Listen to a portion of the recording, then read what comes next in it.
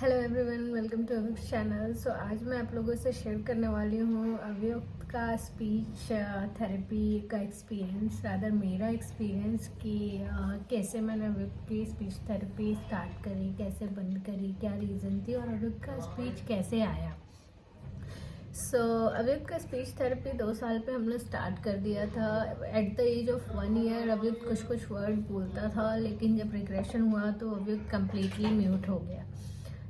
हमने जिस दिन ओटी स्टार्ट किया सेम डे पे हमने स्पीच थेरेपी भी स्टार्ट कर दिया और विद इन 2-3 मंथ्स मैंने थेरेपिस्ट से क्वेश्चन पूछना स्टार्ट कर दिया कि कब बोलेगा मेरा बच्चा, कब बोलेगा। जो एज अ मदर हम सबके अंदर क्वेश्चन होता है कि आखिर हमने स्पीच थेरेपी स्टार्ट करा, अब हमारा बच्चा कब बोलना स्टार्ट करेगा। सेम क्वेश्चन मेरे भी थे। एक टाइम था जब थेरेपिस्ट मुझे पोलाइटली आंसर करते थे कि नहीं, थोड़े टाइम में अभी कुछ नहीं कह सकते, बट पहले साउंड आएगा फिर बोलना स्टार्ट करेगा, आप पेशेंस रखिए। बट स्टिल 1 साल होने को आ गया और कोई भी इम्प्रूवमेंट नहीं था। I was very disappointed. मुझे लग रहा था कि ठीक है, एक टाइम मैंने एक्सेप्ट भी कर लिया था कि शायद मेरा बच्चा कभी नहीं बोलेगा और वहाँ पे मैंने गिव अप कर दिया एंड स्टार्टेड थिंकिंग कि चलो कोई बात नहीं, बोलेगा नहीं बोलेगा, बट एटलीस्ट उसकी अंडरस्टैंडिंग आना स्टार्ट हो जाए ताकि कम से कम वो खुद की नीड कम्युनिकेट कर पाए। वो मुझे पता है कि उसको भूख लगी है, प्यास लगी है, मैं उसके लिए भी ओके हूँ। मैंने अपने बच्चे को जैसा है वो है मैंने एक्सेप्ट कर लिया था। But there was a time जब मैंने अर्ली इंटरवेंशन प्रोग्राम के बारे में सुना और मैं अव्युक्त को दिस स्पेशल स्कूल लेके गई, सनराइज लर्निंग नोएडा में। तो वहाँ पे जाने के बाद जो वहाँ पे स्पीच थेरेपिस्ट थी, उन्होंने मुझे बोला कि आप इसको घर पे करा रहे हो एक्टिविटीज़। आई सेड यस, मुझे बोला गया है कि आप लैंग्वेज डेवलपमेंट पे काम करिए, तो मैं इसको पॉइंटिंग करा रही हूँ and he can recognise all the letters, numbers, fruits, vegetables, mamma, papa, everything, but still he is not talking. So मुझे लग रहा है कि शायद ये नहीं बोलेगा। बट वहाँ पे उन्होंने मुझे गाइड किया कि अगर आपके बच्चे का वोकेबलरी है, आप अगर वो आपके कहने पे पॉइंट कर रहा है, तो इट मीन्स कि उसके पास लैंग्वेज डेवलपमेंट फेज में है।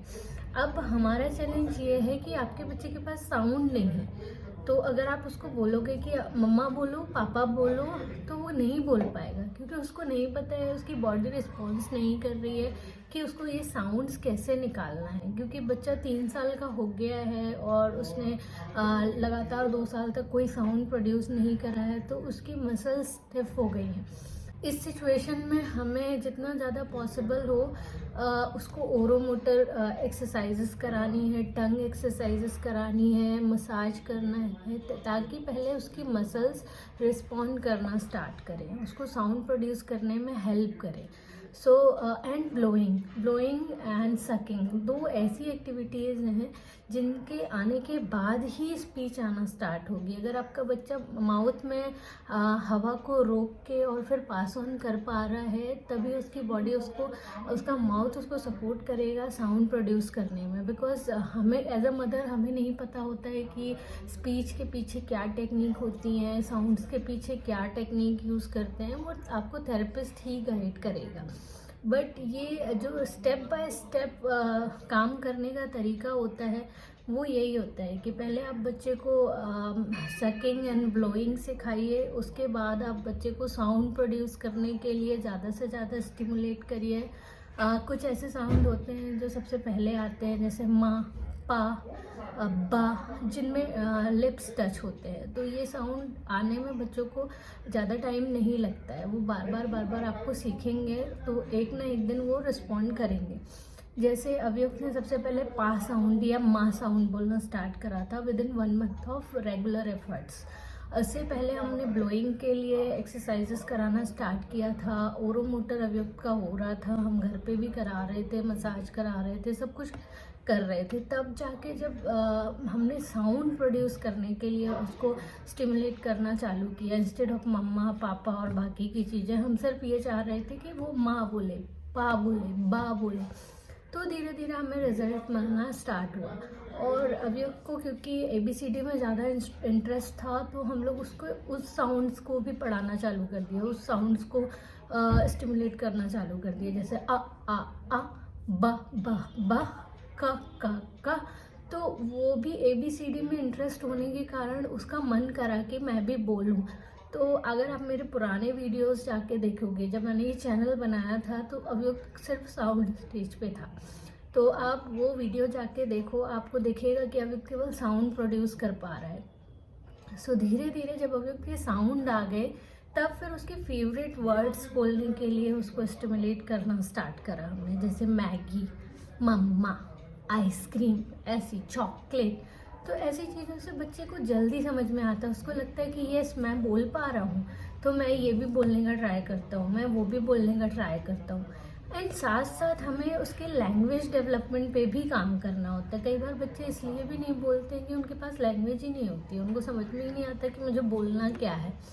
सो आपको स्टेप्स ध्यान रखने हैं, आपको साथ साथ लैंग्वेज डेवलपमेंट में काम करना है, जहाँ पे आपका बच्चा उसको समझ में आए कि उसको क्या बोलना है। आप कोई भी एक प्राइमरी लैंग्वेज रखिए, हिंदी या इंग्लिश, कुछ भी।